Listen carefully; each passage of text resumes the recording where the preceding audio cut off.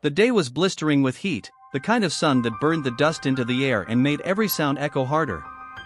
Clara Monroe stood in the middle of the ranch courtyard, her spine stiff and her jaw locked. The crowd pressed in close, neighbors, ranch hands, townsfolk who had once tipped their hats with admiration when she passed. Now their whispers cut sharper than knives. She heard them, even if they thought they were whispering low.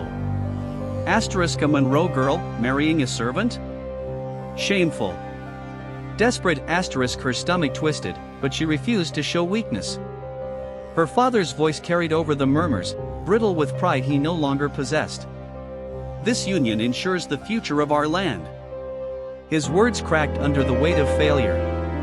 The once powerful rancher had gambled his cattle, his money, and his name into the dirt. What he could not restore through skill, he now sought to salvage through the body of his daughter. Clara's hands tightened around the faded bouquet someone had shoved into her arms. She wanted to drop it, to scream, to flee, but the eyes of the town pinned her in place. Beside her stood Elias Kane, the stable hand. His coat was plain, his boots dust-scuffed, his hands calloused from years of labor. He didn't fidget, didn't look ashamed, though he had every reason to. Instead, he held himself with quiet stillness, as though this humiliation rolled off him like rain over stone. Clara stole a glance at him, burning with resentment. She had dreamed once of fine parlors, of marrying a gentleman with silver spurs and a family name carved in marble. Now she stood bound to a man who mucked stalls. The preacher rattled through the vows. Clara barely heard the words, her pulse roaring in her ears. When it came her turn to answer, she wanted to spit the word no, but her father's hand pressed heavy against her back. "I do," she forced out, her throat dry, each syllable tasting of dust and ash. Elias answered the same, voice steady, almost gentle. The crowd clapped politely, though the sound was brittle, mocking. Some laughed under their breath.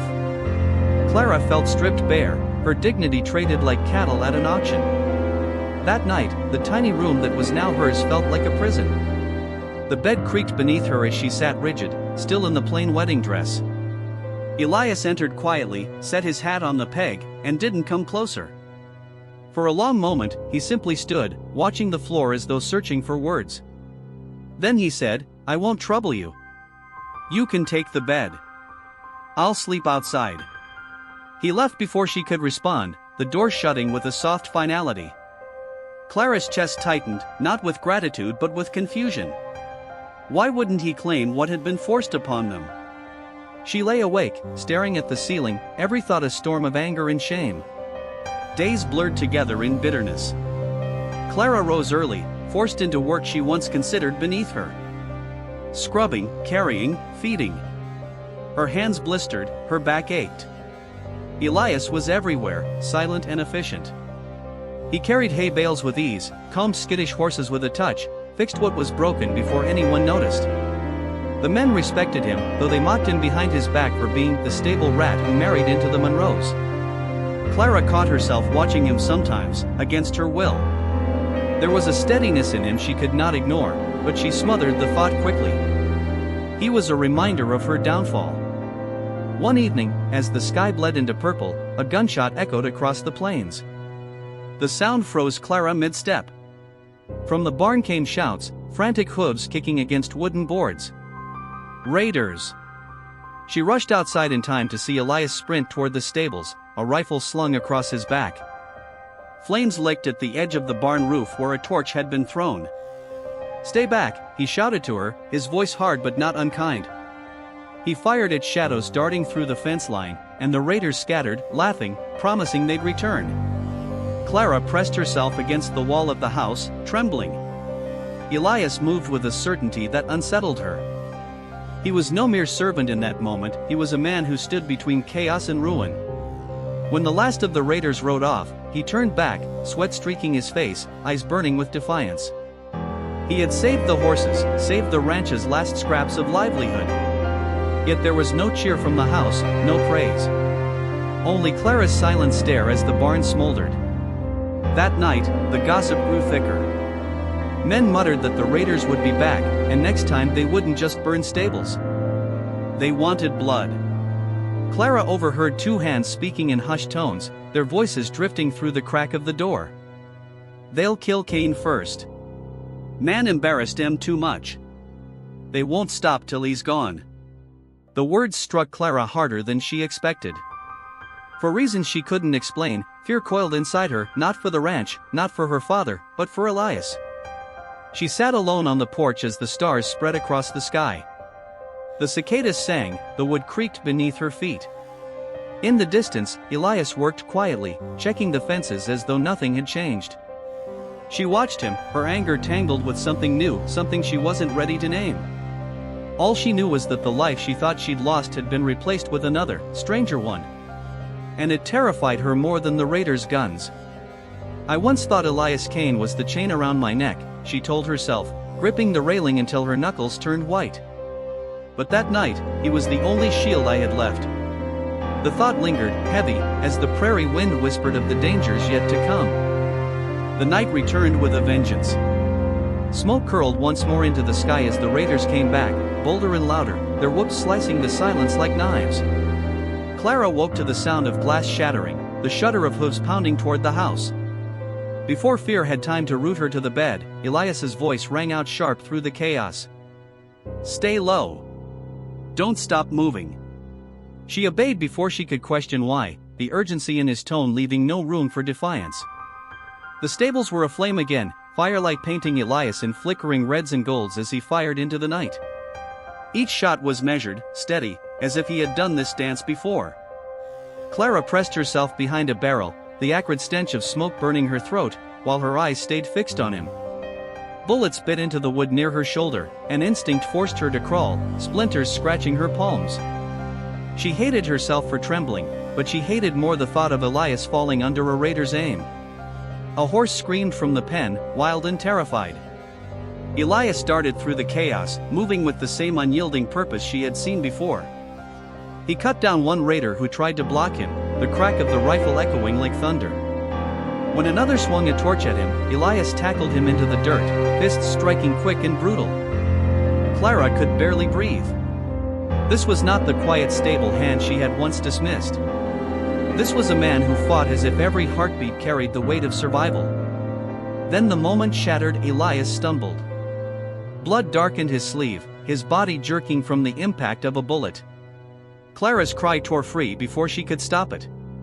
She raced forward, heart pounding louder than the gunfire, and dragged him behind a trough for cover. His breath hissed through clenched teeth, but he still tried to lift his rifle. She pressed his hand down firmly. "You'll bleed out if you move," she whispered, though her hands shook as she tried to stanch the wound with scraps of her skirt. For the first time since their marriage, Elias met her eyes without reserve, and in that fleeting look she saw not pain alone but something raw, unspoken, and deeply human. The raiders withdrew when the horizon began to pale, leaving the ranch scarred and smoking but still standing.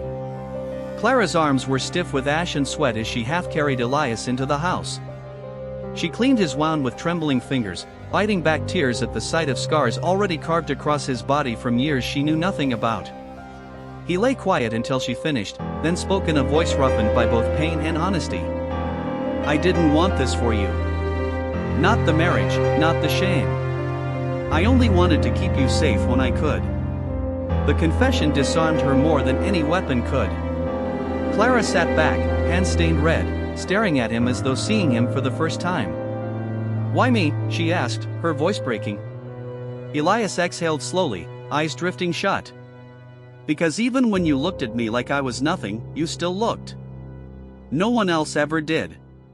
The words burrowed deep, past her pride, past her anger, and into a place she had kept locked for too long.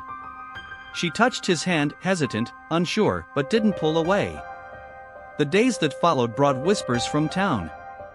Men sneered that Clara was ruined, that Elias had dragged her family's name further into the dust. Yet when a rancher mocked her openly at the saloon, Elias stood and faced the room with quiet fire. "You speak of shame like it's a stain you can scrub away," he said evenly, "but I'd rather wear mine than hide behind another man's wealth." Laughter rose, then hushed, unsettled by the sharpness of his words. Clara, watching from the door, felt an unfamiliar swell of pride. She no longer saw a servant. She saw the only man brave enough to defend her when the world turned cruel. The reprieve was brief. Rumors spread fast. Raiders were gathering again, stronger, determined to finish what they had started. Clara felt fear twist in her chest, but alongside it came resolve. She refused to sit helpless this time. At dawn, she loaded a rifle with hands steadier than she expected. Elias glanced at her, brow furrowed. "You don't have to," she answered without hesitation. "I won't watch from the shadows while you fight for both of us." He studied her for a long moment, then nodded once. The bond between them, fragile but undeniable, had shifted into something unspoken yet solid. The final clash came with the rising sun. Dust spiraled under pounding hooves as the raiders stormed the ranch. Gunfire cracked, horses screamed, voices bellowed threats. Elias moved like steel, every shot purposeful, every step grounded. Clara stood at the porch, rifle braced against her shoulder, heart racing but steady. When the leader of the raiders broke through, roaring as he charged Elias, time seemed to fracture. Clara saw the glint of a knife raised high, the angle of attack Elias couldn't block. Without thought, she fired. The rifle kicked against her shoulder, and the raider fell hard into the dirt. The silence afterward rang louder than the battle itself. Clara lowered the gun, her hands trembling not with fear but with the weight of what she had done. Elias turned to her, his expression unreadable, then softened into something she could barely face without breaking. Together they stood in the smoking light of dawn, surrounded by the wreckage of violence yet bound by something stronger than survival. Later, when the dust had settled and the dead were buried, Clara sat beside Elias on the porch. The land stretched before them, scarred but alive, much like themselves. She thought back to the girl she had been on her wedding day, furious, humiliated, certain her life had ended. Now she saw clearly. She had been forced into marriage, yes, but what she found was not bondage. It was freedom in the shape of a man who had never bowed to the world's scorn. She turned to him, voice soft but steady. "I thought I'd lost everything. But you've given me something I never expected." Elias didn't answer with words, only with a nod and the faintest smile, but it was enough. In that moment, she knew her life was no longer a ruin but a beginning. The prairie wind carried their silence, and somewhere in the distance, the land promised both hardship and hope. Clara held on to that promise, knowing their story was far from over, yet for the first time, she wanted to keep turning the pages.